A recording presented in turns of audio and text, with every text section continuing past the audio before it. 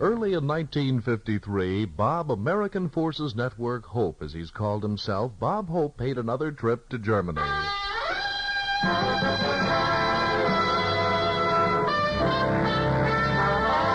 The Bob Hope Show, transcribed direct from Wiesbaden, Germany, for the men of the United States Air Force in Europe, with Les Brown and his band of renown. Our special guest, Marilyn Maxwell. And here he is, Bob Hope.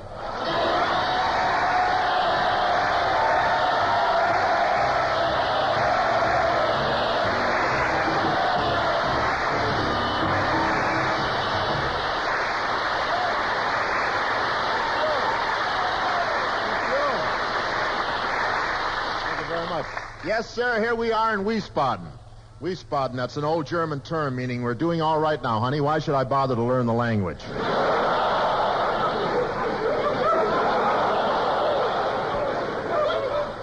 And it's rather chilly here today. I thought it was snowing when I arrived, but it turned out that all the fellas in the Rocket Club blew the head off their beer at the same time.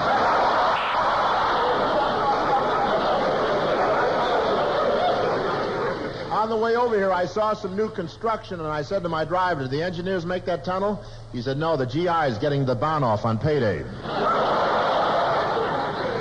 For you folks in America, the Bahnhof is a social gathering place of the cultural group here.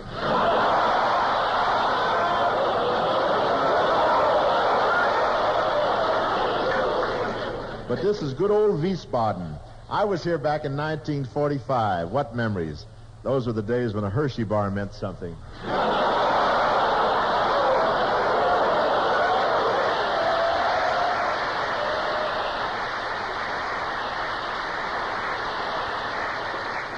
Yes, sir. And what a welcome I got at the airport today. 6 beautiful Frauleins met me and put a lei of liverwurst around my neck.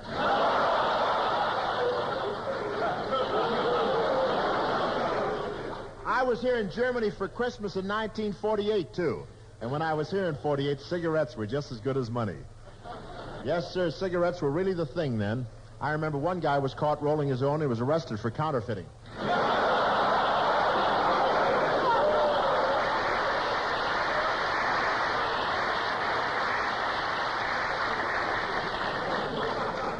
I flew the airlift back in 48, and it was a great thrill, and they really loaded those planes. I made one flight where they wouldn't let me get aboard till after the takeoff. And the planes carried cold food and all kinds of equipment. Some wise guy put me on a plane marked eggs. I delivered. And I wasn't nervous on the airlift, but on my first trip over, I asked the pilot if he couldn't fly a little lower. He turned around and said, sure I will, Mac, as soon as we get off the runway.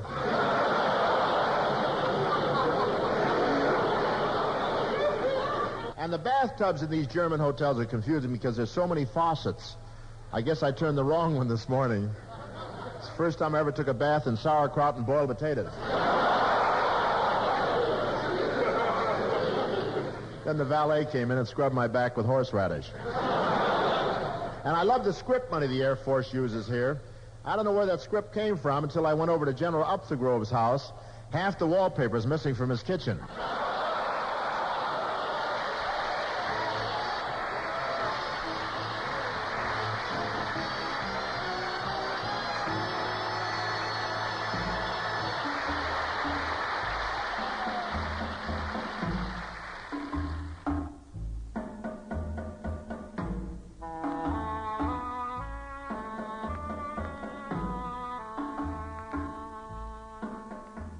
The most popular song during AFN's 10th year on the air was the theme from one of the most popular motion pictures of the time. In fact, both the star of the picture and the song itself won Academy Awards. The star was Gary Cooper. The song, of course, High Noon. Nearly everyone knows the story of High Noon, but for those who don't, we offer this soundtrack-only recreation of the picture, a true radio classic, as offered to AFN's listeners early in 1953. Jack Benny's High Noon.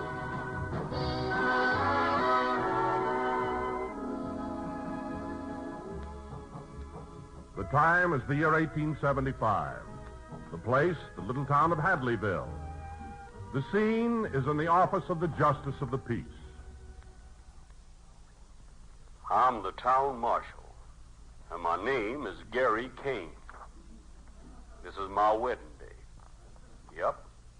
Right at this moment, I'm a-getting married to my sweetheart, Amy. Do not forsake me, oh my darling, on this our wedding day. Do not forsake me, oh my darling. Do you, Amy, take this man, Gary, to be your lawful wedded husband? I do. Do you, Gary, take Amy for your lawful wedded wife? Yep. Now, repeat after me, Amy. I, Amy, take thee, Gary, to love, honor, and cherish. I, Amy, take thee, Gary, to love, honor, and cherish. Now you, Gary. I, Gary, take thee, Amy, to love, honor, and cherish. I, Gary, take thee, Amy, to love, honor, and cherish. And with all my worldly goods I thee endow. And with...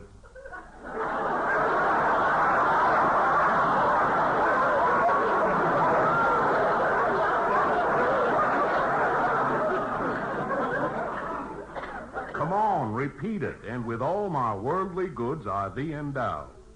I, Gary, take thee, Amy, to love, honor, and cherish. Yes, I even had to buy the ring. I now pronounce you man and wife. Gary, my husband. Amy, my bride, kiss me. It's customary for the justice of the peace to get the first kiss. Stand aside, Amy. The man wants to kiss me.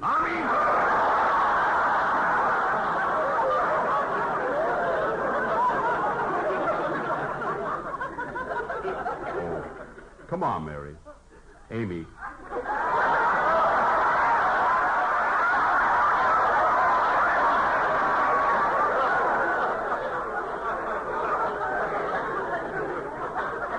Then Mary is playing the part of Amy.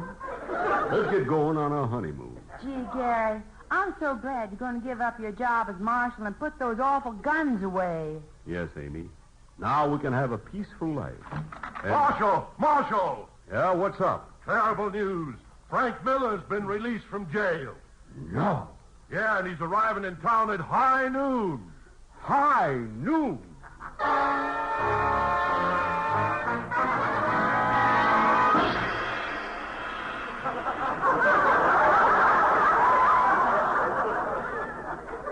Yes, high noon, and 3 of his henchmen are waiting at the railroad station to meet him. Where are my guns? And I better swear in some deputies. I got to get Frank Miller before he gets me. Gary, tell me, what's this all about? Amy, 5 years ago, I arrested Frank Miller and sent him to jail. He vowed he'd kill me when he got out. So I got to get him first. But, Gary, you may be killed. I don't want to become a widow on my wedding day. I want to go on a honeymoon. Look, Amy, I can't run away. You wouldn't want to be married to a coward, would you? Well, I'd do anything to get out of the May Company.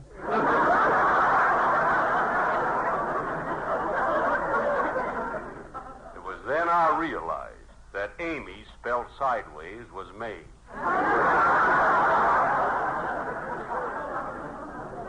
But I had my duty to perform, even if it meant losing Amy. I went outside. I walked the hot, dusty, deserted streets, looking in vain for men to serve as deputies. Oh, to be torn twixt love and duty, supposing I lose my fair-haired beauty. Look at that big hand move along, here in high noon. He made a vow while in state prison, vowed would be my life for his. I went everywhere looking for deputies. Time was running short. Still, I could find no one to help me. I was a marked man. No one would even come near me. This was before the days of chlorophyll.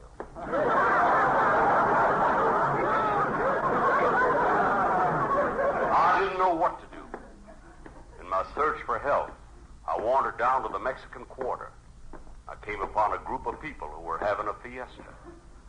Needing a deputy badly, I approached one of the men and said, Pardon me, senor, but do you know who I am? See? You know there's a man out to kill me? Si. Would you be willing to help me? Si. What's your name? Si. Si? Si. Now you, senorita, are you his sister? Si. Is it all right for your brother to help me? Si. What's your name? Conchita, Guadalupe, Lolita, Hernandez, Gonzalez, Clarita del Prado, Ramona, Rosita, Ramirez.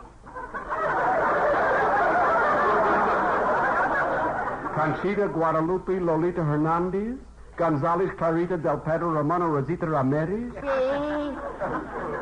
But that name is too long. What can I call you? Sue. Sue? Si.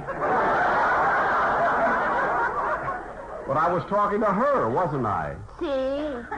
What do you do for a living? So.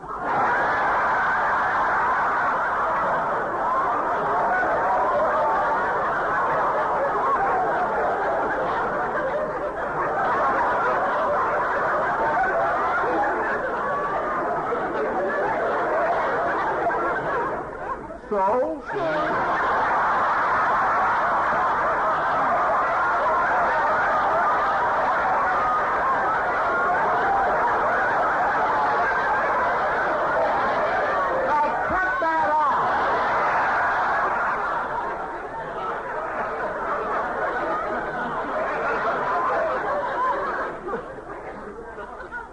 I appreciated their offer to help. But I couldn't take a chance on Conchita, Guadalupe, Lolita Hernandez, Gonzalez, Clarita del Prado, Ramona, Rosita Ramirez getting killed. It would drive the tombstone maker nuts. Now I had to make up my mind. I wasn't going to wait for Miller to come looking for me. I decided to go down to the railroad station and wait for him. He made a vow while in state's prison, vowed it would be my life or his. And I'm not afraid of death, but oh, what will I do if you leave me? I reached the railroad station. Frank Miller's train was due to arrive at high noon, with only a few minutes to wait. I went inside. Train now loading on track 5 for Anaheim, Kamunga. I was alone in the station except for one cowboy. Thinking I could make him a deputy, I went over to talk to him. What's your name, partner? Tex Crosby. Tex, eh? Then you were born in Texas. No, I was born in Louisiana, but ain't nobody going to call me Louise.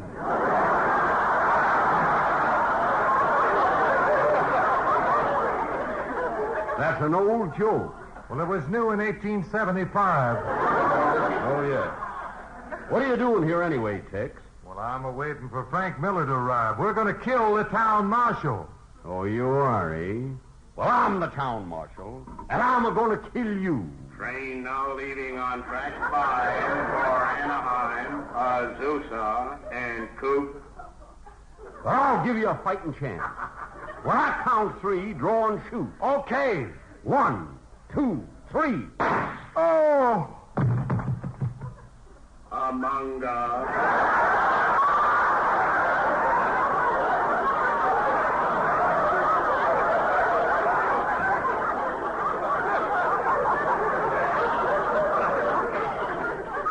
I got you, Tex. Oh! As he lay there, he reminded me of his brother. He was a groaner, too.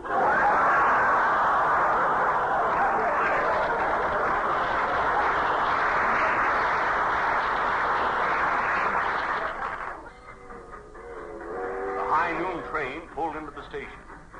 Came to a stop. Frank Miller got off the very last car, was met by his 2 remaining henchmen. This was my date with destiny.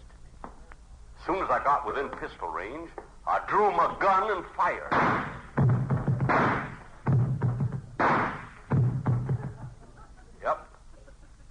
killed all three of them without giving them a chance to talk. This wasn't the way it was done in the picture. But I know how to save money on actors. I was safe now. My only problem was whether to ask my wife to come back to me or go looking for Conchita Guadalupe, Lolita Hernandez, Gonzalez Clarita del Prado, Ramona Rosita Ramirez. But I and the whole town knew it was high noon.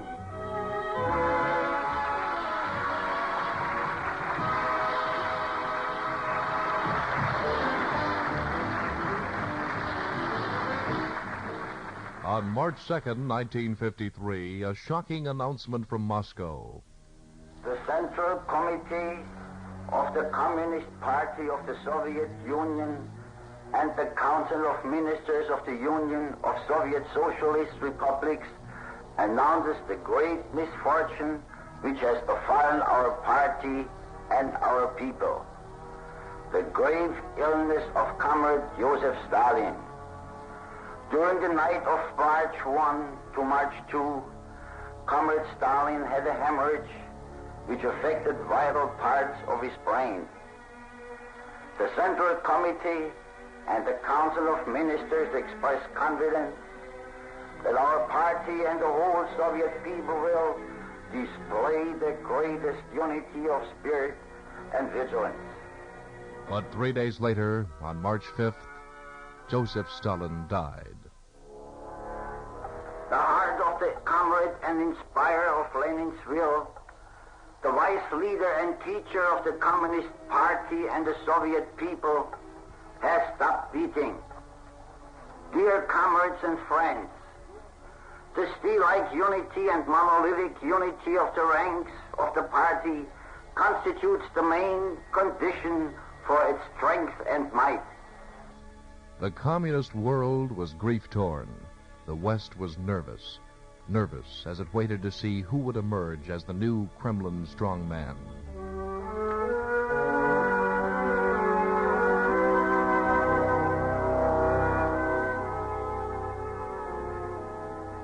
AFN's editorial staff of soldiers and civilians brought Americans in Europe all of these developments.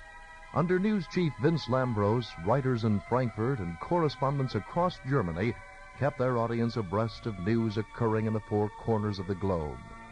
News in 1952 and 3 that the Korean War tragically continued. News that the secret anti-white organization known as the Mau Mau Society was nearing the end of its bloody murder spree in Kenya. News that Mount Everest had been conquered by Edmund Hillary. And news that tens of thousands of East Berliners were rioting at the Brandenburg Gate to protest increased work quotas. AFN Berlin was on the scene. Here at the Brandenburg Gate, the situation is tense. This is the boundary between the British and the Soviet sectors. Just on the other side of the Brandenburg Gate, 4. Perhaps you can hear the roar of the motors. Yes, here it comes up the street. The 4th Russian T-34 tank. And now it's taking its position beside the others. It's completely blocking off Unter den Linden now, all 4 tanks. And the turret guns are moving, they're weaving back and forth, covering the crowd that's milling around on the western side of the Brandenburg Gate. And a good many people are taking cover behind the pillars of that gate. Feeling quite insecure, I'm sure. Russian soldiers are lined up across Unter den Linden in front of the tank. AFN also covered the royal pageantry surrounding the crowning of a new monarch in Great Britain. As the network approached its 10th birthday, AFN once again broadcast the sound of history. Welcome to Coronation London. This city, transformed by excitement and joy and loyalty, the true center this June morning of the emotions of the whole wide Commonwealth, and of our friends and our allies as well. And here, before Buckingham Palace, Her Majesty's London home is the right place to begin our rejoicing. And the day, while a little chill, but the early morning rain has gone, there's even a hope of sun, and to warm our hearts as we wait for Her Majesty, we've got the news of the conquest of Mount Everest, a glorious coronation gift for the Queen.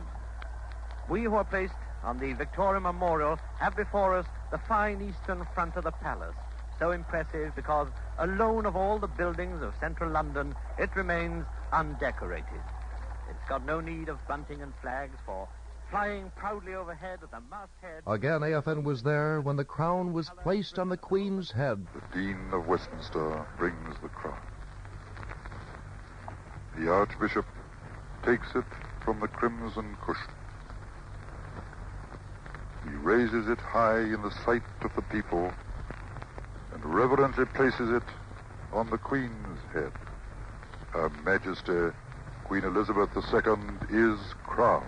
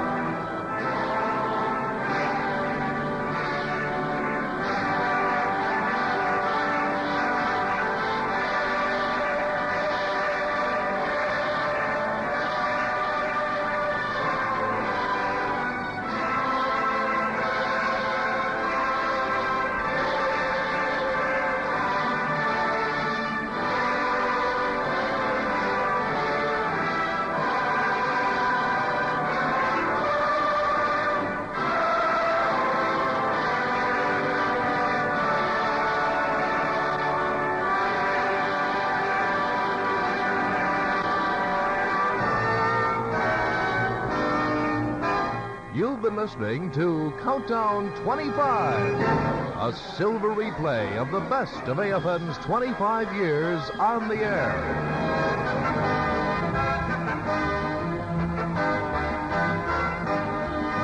Tonight, AFN has brought you the sounds of its 10th year of broadcasting, the sounds that began emanating from AFN's transmitters on the 4th of July in 1952. Tomorrow evening and each evening at this same time until July 4th, 1968, AFN will present a sound review of the years it has been serving American forces in Europe. A countdown to AFN's silver anniversary.